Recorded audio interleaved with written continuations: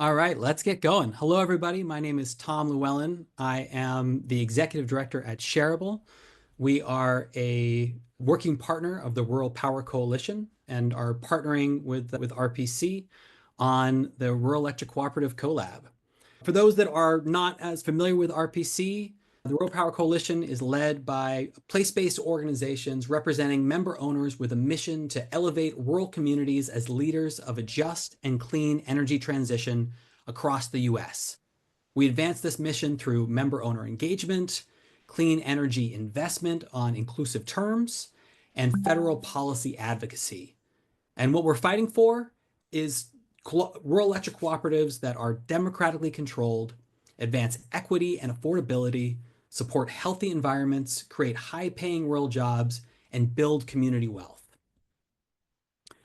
Over the next 8 weeks, we will be hoping that you will join us as we explore electric co-ops, following this introduction to electric co-ops and the history and current promise and needs. We also will be going into cooperative governance and scorecards, sustainability and affordability and reliability within electric co-ops, inclusive utility investments, engaging co-op member owners, cooperative elections, public funding and engaging policymakers, and then pulling it all together with community benefits plans. In the chat, we encourage you to, again, share what brings you here today, to add to the conversation as the presenters are presenting, and also to post questions. We'll have about a 40-minute presentation, and then following that, those 40 minutes, we'll have 10, 15 minutes for questions, and we'll like to hear from as many of y'all as possible. Without further ado, we're going to start with today's session. And before we begin with the presentation, we just want to share a short video that you may or may not have already seen that we produced in partnership with the Story of Stuff last year to explore the history and promise of electric cooperatives. In rural America, community is everything. We celebrate each other's successes and support each other when times are tough. And lately, rural Americans have been struggling. Costs are rising on groceries, electric bills, and more. Jobs are harder to come by, and extreme weather is threatening everything from crops to the power grid. Rural Americans know all this. Almost 100 years ago, rural communities came together to change the course of their lives and of history in the process. In 1935, electricity was common in cities, but not on farms and other rural areas. At the time, a mere 1 out of 10 rural households were receiving electric services. Forward-thinking rural Americans organized and demanded the government invest in their future. And it worked. The Rural Electrification Administration was created as part of the New Deal to give loans for electrification and telephone services in rural areas. Fueled by government investment, farmers once again band together, and rural electric cooperatives were born. The idea was these co-ops would be people-powered, just like modern co-ops today. A massive transformation occurred. 90% of rural America became electrified, and these communities thrived. Today, these co-ops provide electricity to more than 42 million rural Americans. But over the years, government investment hasn't always been consistent. All that infrastructure has aged, become less efficient, and energy costs have risen. Plus, 2/3 of rural electricity comes from fossil fuel power plants, which are more expensive compared to clean energy facilities. Rural electric co-ops have also gotten stuck paying off debt for this outdated infrastructure. And that's how some of America's lowest income communities ended up paying the highest prices for electricity. But now there's another opportunity to transform rural lives. Recent federal investments like the Inflation Reduction Act have allocated around $11 billion for rural electric co-ops to voluntarily invest in renewable energy systems. Energy that's cheaper, cleaner, and more reliable. What could this mean for a rural community? How about the weatherization of homes so folks can lower their energy bills and live more comfortably? new solar and wind installations that create well-paying jobs, and battery energy storage that strengthens energy independence. There are also innovative solutions like agrivoltaics, where farmers earn extra money from solar panels that share the same fields as crops and even livestock. But to get there, rural folks have to come together once more. Too many co-op leaders are stuck in their ways and even create barriers for member owners to have their voices heard. In fact, you may be a member owner in a rural electric co-op like 42 million other Americans and not even realize it. If member owners demand it, a rural electric cooperative can position itself as a leader in energy innovation. They can aid a struggling community, inspire other communities to follow, and transform rural America once again for the better.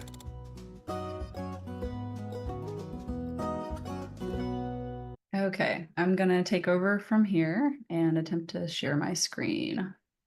Welcome again, everyone. My name is Knisley. I'm the Director of Public Power Campaigns for Appalachian Voices. I'm based in Knoxville, Tennessee, and I've been doing power sector work for the last 8 years or so in Central and Southern Appalachia throughout the Tennessee Valley Authority footprint, and started my work here at App Voices in the field doing community organizing with member owners of rural electric cooperatives. And I'm seeing the participant list on the call here and recognize many names and see a lot of folks who have been doing this work for many years as well. And glad for y'all to be here and excited to talk with you about Electric Co-op 101 stuff today. And I will pass it to my colleague, Erik. Thanks, Bree. Hello, everyone. Thank you for being here. My name is Erik Hatlestad. I am the Director of Rural Cooperative Energy at CURE. CURE is a rural grassroots organization based all over Minnesota.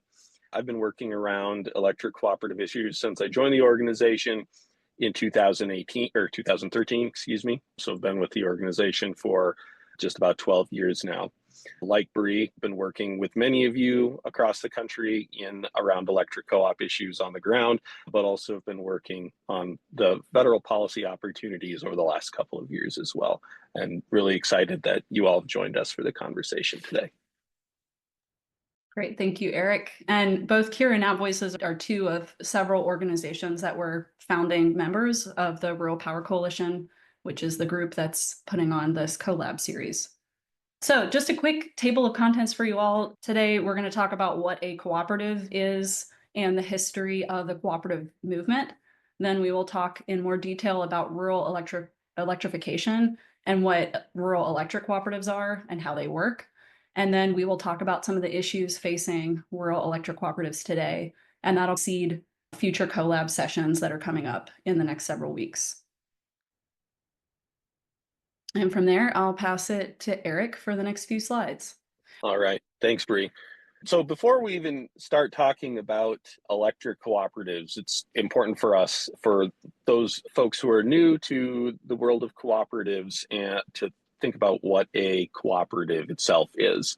So the International Cooperative Alliance, which is an organization working with and representing cooperatives around the world, defines it as an autonomous organization of persons united voluntarily to meet their common economic, social, and cultural needs and aspirations through a jointly owned and democratically controlled enterprise. So essentially, a business that is organized for the social or joint social and economic needs of a community, where that business is governed by a one member, one vote policy by the membership of that organization. Could I have the next slide, please? The cooperative movement is hundreds of years old. The first cooperatives, or the first kind of organizations we would label as cooperatives in the United States, were founded in 1752. Some people would call this organization that Benjamin Franklin founded, which was a mutual fire insurance company, as one of the United States' first cooperatives.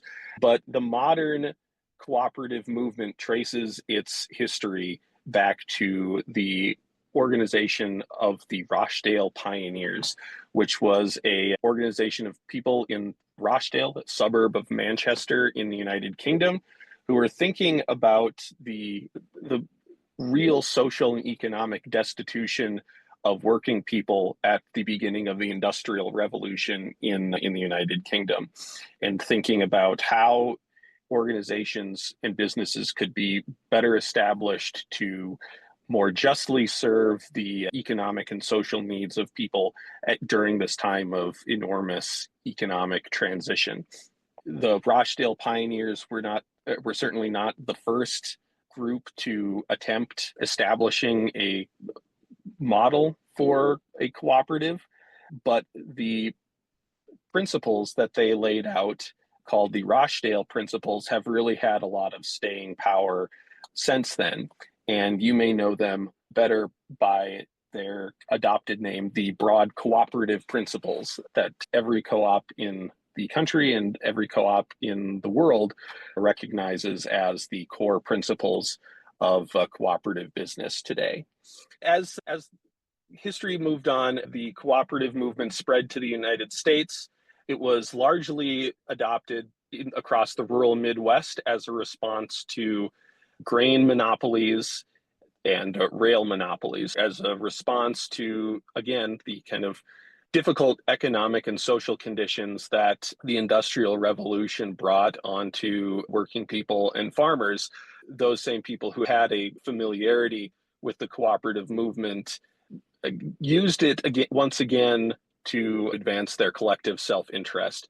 And that cooperative movement that really got started in the United States through the patrons of husbandry, which you may know as the Grange, really spread as a core model for rural organizing and rural business across the country.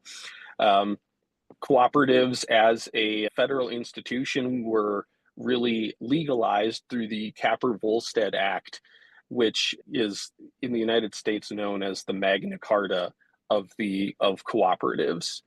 Other organizations have played a significant role in the historic advancement of cooperatives, including the National Farmers Union and the Knights of Labor, all continuing to advance the development of the cooperative system across the country. And many of these organizations would play a later role in the development of the Rural Electrification Act, which we'll get into a little bit later. Could I have the next slide, please?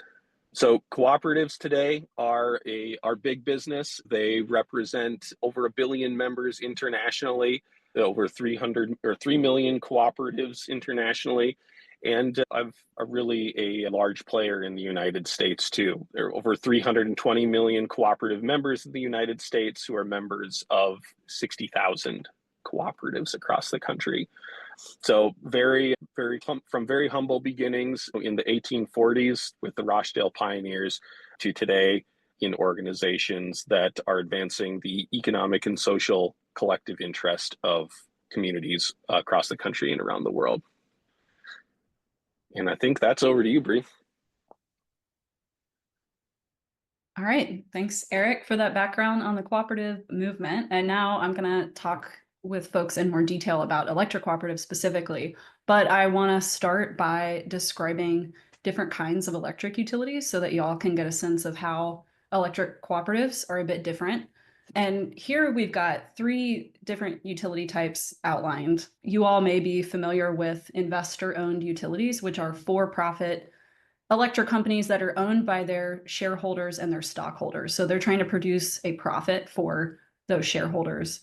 In most cases, investor-owned utilities are also regulated by a Public Utilities Commission, and there are also municipally owned utilities, which are owned by local governments, a city, a state, a municipality, or in some cases, the federal government. And regulation for municipally owned utilities varies by state. Many of them are exempt from a Public Utilities Commission being the regulator, and in that case, they're often regulated by their board of directors. So this is a public power company. And then there are electric cooperatives, which are owned by their members or the people who purchase electricity from that co-op. They also operate as a not-for-profit, a 501c12 specifically, And as similar to municipally owned utilities, the regulation here also varies by state, where they are often exempt from Public Utilities Commission regulation, although that's different in some places. Electric cooperatives are governed by a board of directors, but that board of directors is elected by the member owners. Again, the people who purchase power from that electric cooperative. And in many cases, we'll talk about this more in our next collab session, but in many cases, members of electric cooperatives aren't always aware that they are members of a co-op. They just think about their co-op as a power company and aren't tuned into, or maybe don't participate in, the democratic governance model that is set up for electric co-ops.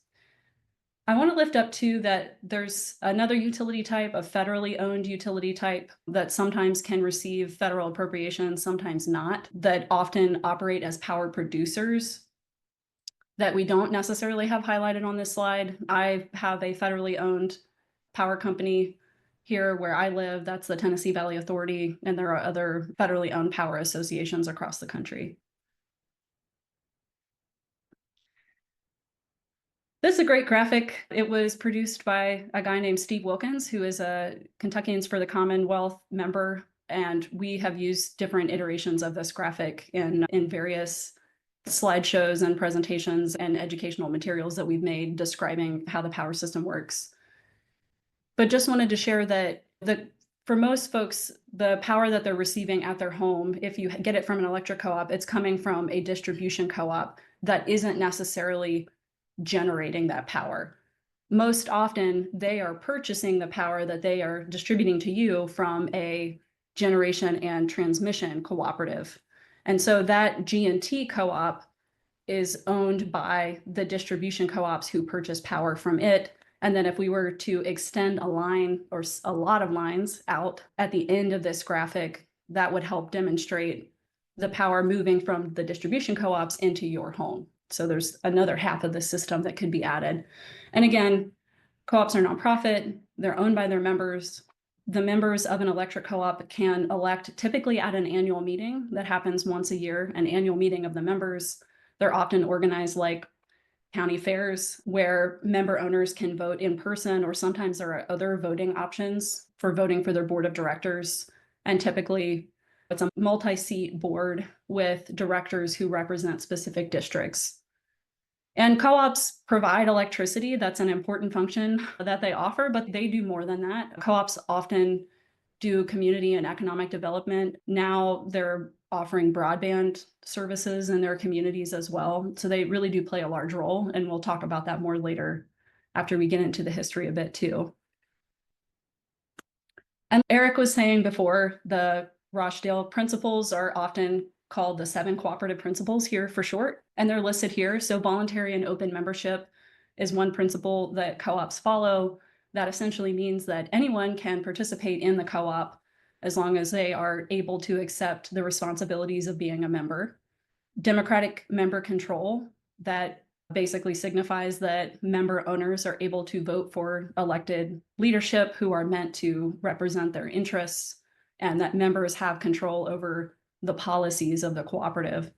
So we've made a few guides in the past that we can probably share in follow-up materials here that help member owners understand the bylaws and other policies that their co-op might have, so that they can understand how they can get involved in potentially changing their bylaws or changing their policies. But there's different rules that are set around this for each co-op. Members' economic participation. Most cooperatives, when they started, or cooperatives, electric co-ops in the US, when they started, many of them asked for a $5 membership fee commitment from members to join the co-op and get electricity from that co-op. And actually, electric cooperatives leveraged that to get loans from the Rural Electrification Administration. Erik will talk about this more. But members participated economically in that way, and then they also purchased power from their electric cooperative as well. And that the surplus that a cooperative might produce each year, some of that gets retained to pay for different needs of the cooperative as a whole, and then some of it is returned to member owners in what's called capital credits or member dividends based on the amount of electricity that they purchase, they can get a return every so often. Most co-ops do that, some don't. And you'll hear more about that in the next co-lab session. Autonomy and independence, that's just to say that cooperatives are independent entities that are owned by their members. And if they work with other entities, they set up some protections to maintain their structure. Education, training, and information is a service that co-ops provide both for the community, but also internally. Cooperation among cooperatives is another important principle. Y'all have probably seen, if you live in a rural place, a lot of the electric cooperatives in the US support each other in times of natural disasters. They send crews to other electric utility service areas to help make repairs. I think that's one good example of cooperation among cooperatives. And then concern for community is another important principle of a co-op. Cooperative policies and electric cooperative actions in the community are meant to reflect the concerns of that community and support sustainable development in that community. I'll stop there and pass it back to Erik. Great. Thank you, Bree. So this takes us to the beginning of the Rural Electrification Act. So before 1935, 1936, less than 10% of rural America was electrified. You have certainly some electric cooperatives in the country that started before the Rural Electrification Act. I know that many different states claim to be home to the first electric co-op in the country. Because I love Minnesota, I always am going to say that it was Stony Run Light and Power, which was founded in western Minnesota in 1914. But if you're aware of one that's started before that, please let me know, and the contest can continue. But outside of those very rare instances, most investor-owned utilities that had electrified urban areas at the time were not extending power to rural areas. And during the Great Depression in the 30s, where obviously a lot of rural America and Americans across the country were experiencing significant economic distress. So as a part of the response to that in the New Deal, organizations like the ones that we talked about a bit during the history of the cooperative movement came together and used their kind of experience in responding to challenging economic times in agriculture to essentially make the same arguments and demands of the federal government, applying it to electrification. For instance, many of the advocates for rural electrification came from farm states or farm organizations who had seen the success of grain cooperatives and other farm cooperatives in achieving economic opportunity and economic advancement for farmers and rural communities when grain monopolies or rail monopolies were essentially stopping broader economic advantage and opportunity from those people. So as a result of their advocacy through the FDR administration, the Rural Electrification Act was a part of the New Deal. And following that, many of these same organizations who had been historically part of the cooperative movement in supporting the development and advancement of cooperatives became some of the main drivers and main organizers of the electric cooperatives as they were organized on the ground and as loans were made available to them through the federal government. And these are some great photos that I think Bree has a little bit more detail on, particularly one of them. Oh, yeah, thanks, Erik. I snagged this photo on the right off the Alcorn County EPA website, but that's a co-op in Mississippi where some of our friends in Mississippi talk about, or at least that co-op also claims to be the first electric cooperative formed in the US. But I think what's important about these pictures, and I think, Erik, you said some of this, and maybe you'll say more in the next two slides, I'm not sure, but the electrification movement, rural electrification in the US was really an impressive example of what rural community organizing could do at that time. So a lot of the poles and the lines that were put up in rural communities were done by farmer cooperatives and community members themselves. Like they actually built the infrastructure in a lot of places. And again, they had to have that $5 membership fee commitment from the members who were planning to join the co-op to get their loans from the REA. So it really took a lot of outreach in the community.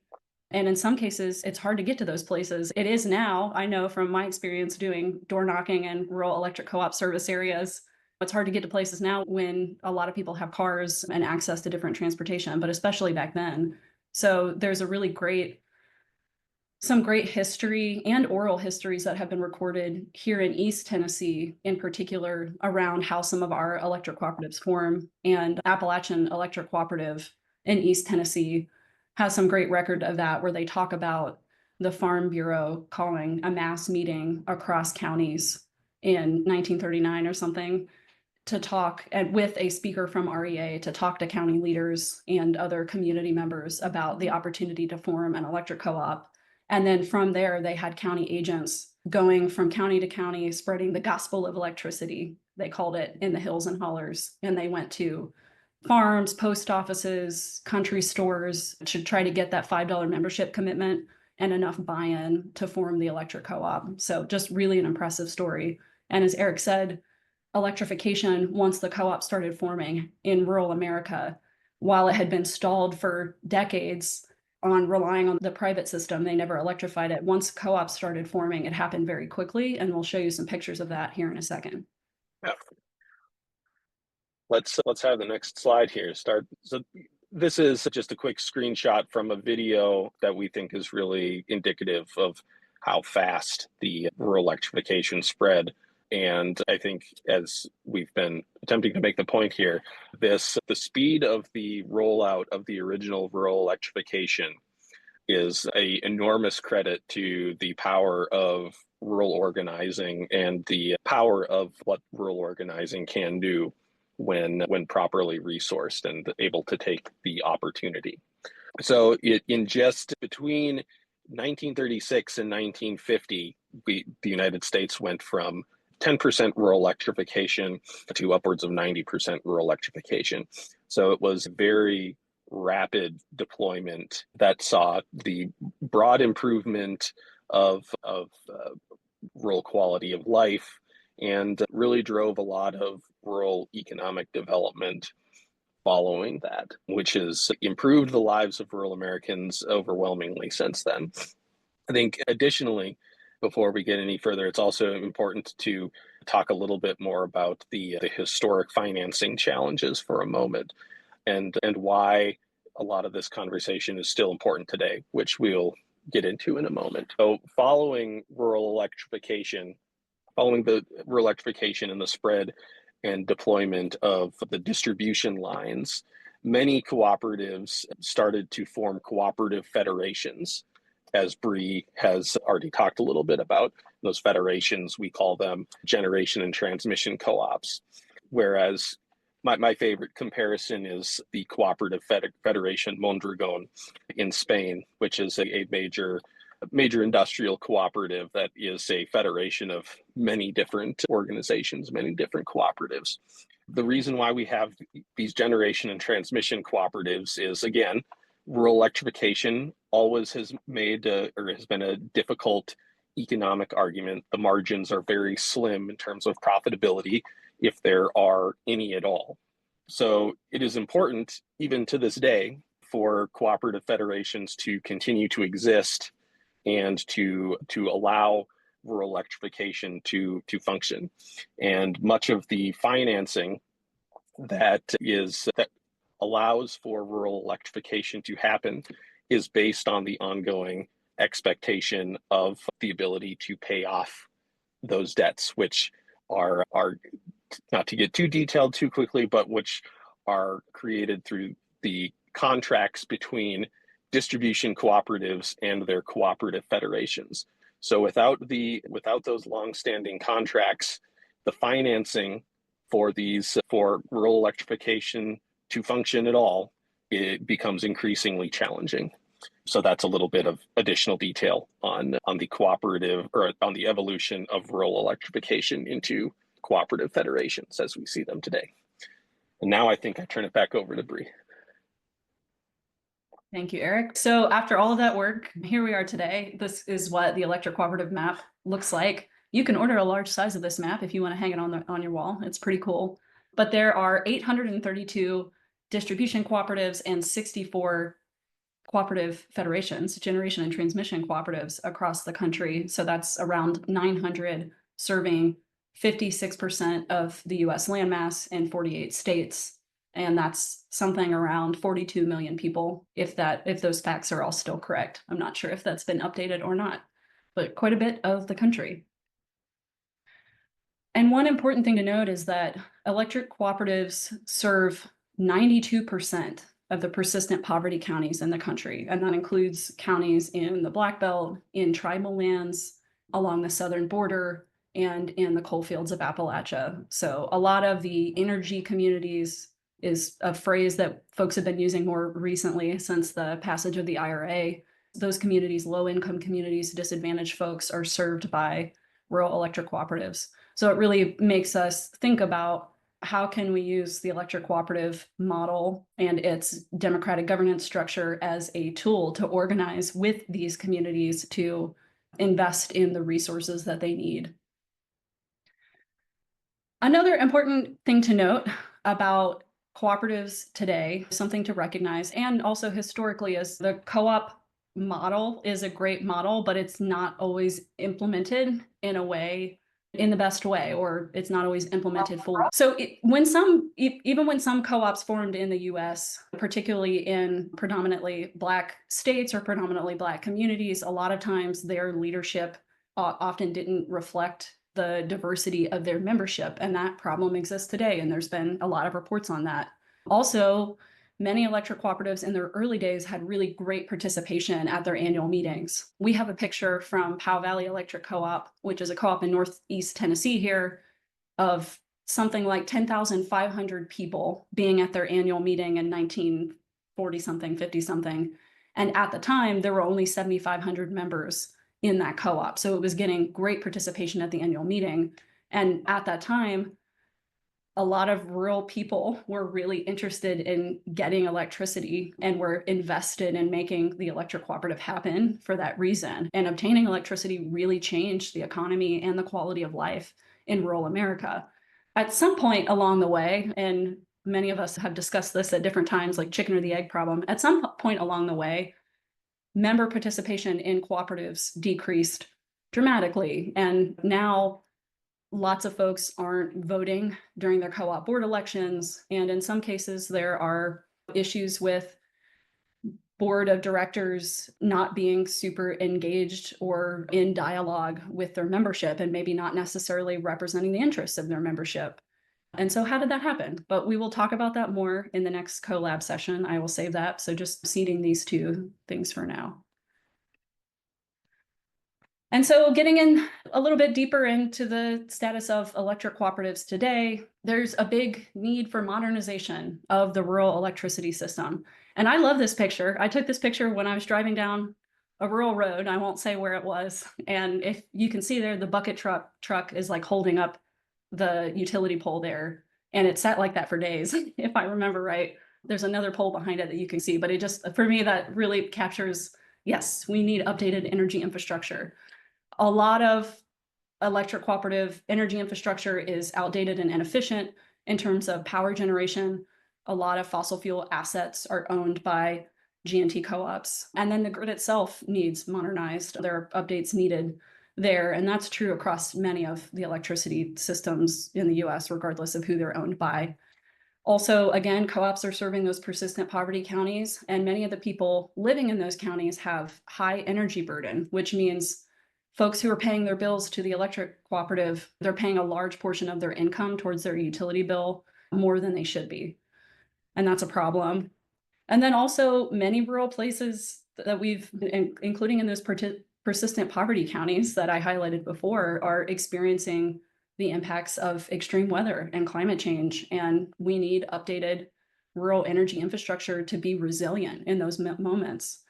But a big problem with updating the infrastructure is you need money to do that. And many of the electric cooperatives have high debt ratios. They're still paying for the debt on their fossil fuel facilities. And so we need some money to inject into the system to help modernize it, just like we needed money back in 1935, 1936 to get the rural electric system started. And Erik is going to talk a little bit more about the debt and fossil fuel issue here on the next slide. Absolutely. Thank you, Bree. So it's really important to note the need for federal investment to solve a lot of these problems. Bree did a great job of explaining the differences between the three different classes or four different classes of utilities. A major barrier for electric cooperatives has been access to capital. So we've already gone over the fact that rural electrification was always challenging. And those same issues that made rural electrification challenging in 1935 still persist today. Fewer customers per per mile of line, fewer ratepayers just in general, and higher capital costs to electrify those difficult to electrify places. And an electric co-op can't do, say, a stock sale like an investor-owned utility can. They have essentially the option of raising rates or taking on more debt, which will also raise rates. They also, until the IRA was passed, were not eligible for tax credits because as nonprofit organizations, they have no tax ability to write off taxes. So rural electric cooperatives, even since original rural electrification, have been at a systematic disadvantage to modernize and to make further investments. So this is a great graph talking about the carbon intensity of cooperatives, which have been set in this position because of lack of access to capital and lack of federal investments. And because of these systematic challenges and barriers to modernization and investment in new energy generation, rural residents and electric co-op member owners have paid the price. So it's really important to note that in Eastern Kentucky, the daily debt service payment is over $500,000 a day from some of the most economically distressed counties in the country. And that is a specific result of the federal government refusing to invest properly in some of the most important rural infrastructure possible in our country. So that is a huge amount of money being drained out of these communities every single day as a result of lack of federal investment. Could I have the next slide, Bree? There's some enormous opportunities that came out of the Inflation Reduction Act.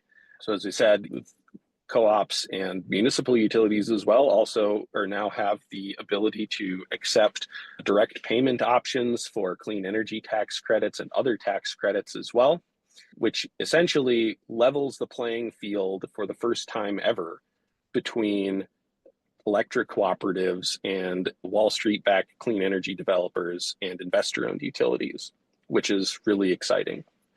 Secondly, the New Era program, which is a program that was advocated very strongly for by the Rural Power Coalition, other forward-thinking cooperatives, and many other organizations, a $9.7 billion program to accelerate the energy transition and to make historic investments in infrastructure, which co-ops were overwhelmingly excited for. They overwhelmed the application system and asked for over twice what was totally available in the program. It really goes to show that if co-ops are properly invested in, they can make new investments in the rural electric system very quickly. And then additionally, the PACE program, the New Era stands for the Empowering Rural America program, New Era, and PACE is the Powering Affordable Clean Energy program. Similarly, is a $1 billion program for rural clean energy investments that made investments by project to project. Unfortunately, these are currently impacted by the administration's executive orders.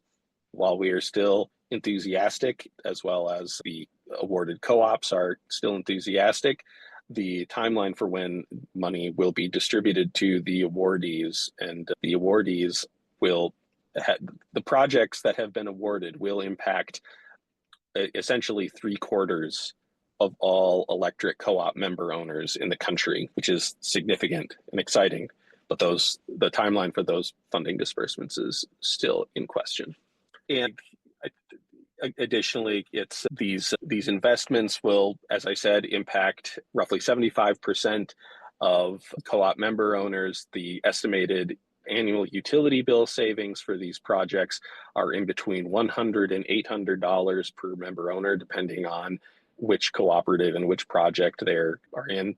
It's going to create tens of thousands of jobs and tens of thousands of new opportunities for farm income. Overwhelmingly a positive program that no one in rural America is really not excited about. All right. Thank you, Erik. So we have exactly 10 minutes left, I think, to do Q&A, which means we were right on time. So I reckon we will stop here, and Shareable team, I forget how we said we would handle the Q&A. If we want people to come off mute or just put things in the chat. I think let's put things in the chat, and as we get going now, and actually if you want to, we can stop the share, and so we can see folks as well in the group. Excellent. Those that are on camera, good to see y'all. So one of the questions that I have just to start is I'm wondering about if you can go a little bit deeper in some of the other, like the current challenges that electric co-ops face. You just talked about these now opportunities with this funding and challenges around recent executive orders. But what are some of the other challenges that you see electric co-ops really facing today?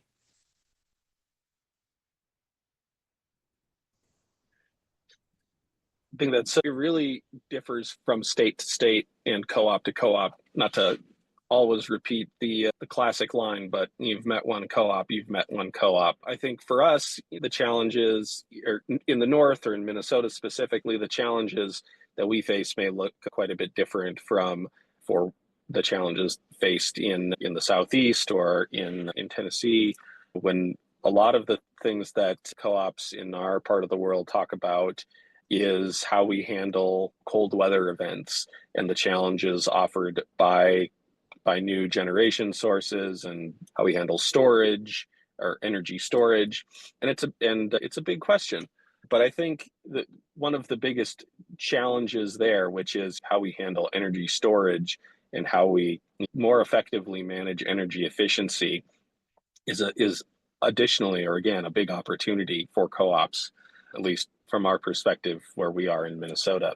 And that's around the broader implementation of something called virtual power plant, which will be explained in much greater detail in later collabs. But essentially, it involves a pretty advanced and technical management of how members are consuming electricity from any given moment on a variety of different appliances or electric vehicle charging or other things that are drawing electricity from the grid. And additionally, that would involve broader deployment and hopefully equitable deployment of things like higher efficiency appliances like heat pumps, or improvement of weatherization like new windows and insulation to make homes and businesses and farms more efficient. So I think that's both another challenge and an opportunity, is how co-ops handle energy management better, and how we are, again, successful at deploying technology to make that possible. I would add really quick, Tom, just like generally what you'll hear from the co-ops, I think, is that like day-to-day challenges are just keeping the lights on. It's hard to do that in rural places. I know that's definitely true here in East Tennessee when there's a storm that comes through or real cold weather. Keeping the lights on is hard. Keeping costs down for member owners is a priority for the electric co-ops as well. And then big picture wise, I think the other thing I would add to what Erik said is that I think a lot of utilities across the country right now are grappling with how to handle demand growth from data centers in particular. And we're seeing that happen, especially in our region in the Southeast. So the data centers, we've seen coal-fired power plants that have been shut down, gearing to come back on to power cryptocurrency mines. And so there's a number of challenges on that front. I'll say one thing that neither one of you touched in to too much, but I think is another pretty important piece. You mentioned that there's 42 million member owners across the United States.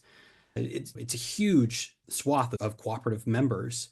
And one of the biggest challenges that I was surprised to learn about when we started doing this work years ago is that, roughly 55% don't even know that they're a member owner of a cooperative. So there's a huge, again, that's a challenge when talking to member owners, letting them know what their rights are and how they can shape their co-ops, but also it's a huge opportunity that we're talking there's 25 million cooperative members that don't even know they're members of a cooperative in the US. And if we can reach more of those folks, there can be a greater impact. And I think that's something that we'll cover a lot more in future sessions when we're discussing next week, when we're discussing electric cooperative governance.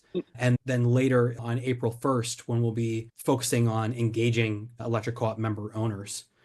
Want to give folks another chance. We've got 5 more minutes for questions if you want to put one in there. I've got another question that followed up on the very tail end of the presentation when you were talking about the current challenge with this about $10 billion that was able to be obligated out of New Era and PACE combined.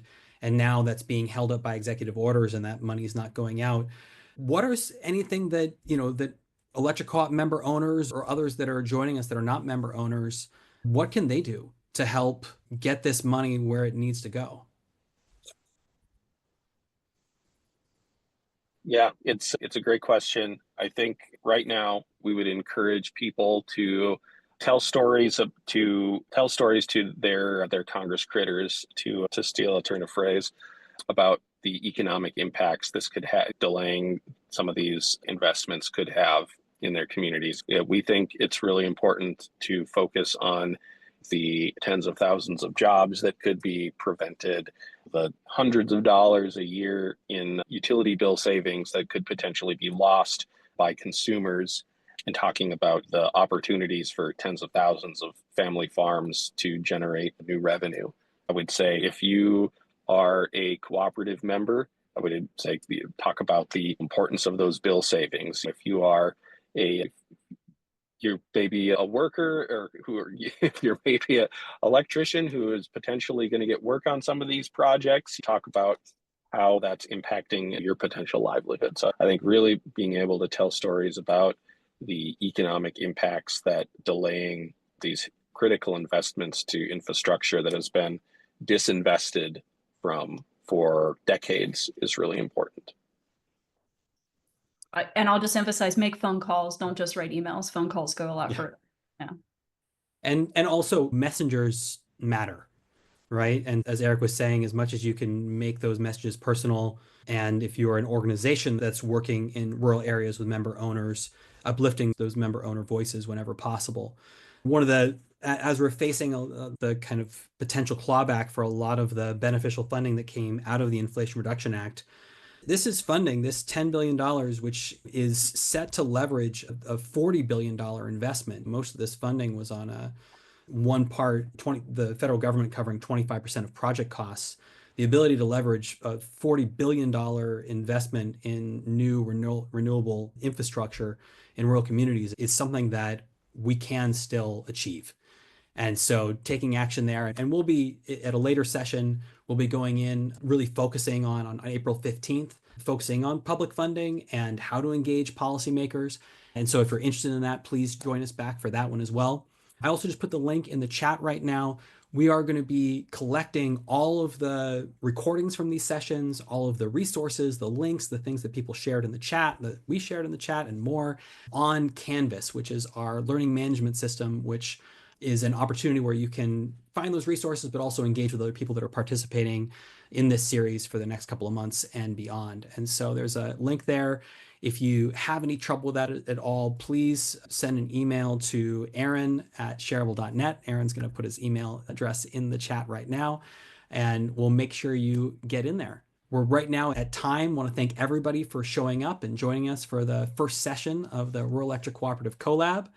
And we hope to see you next week and on Canvas in between. So thank you so much, and we'll see you next time.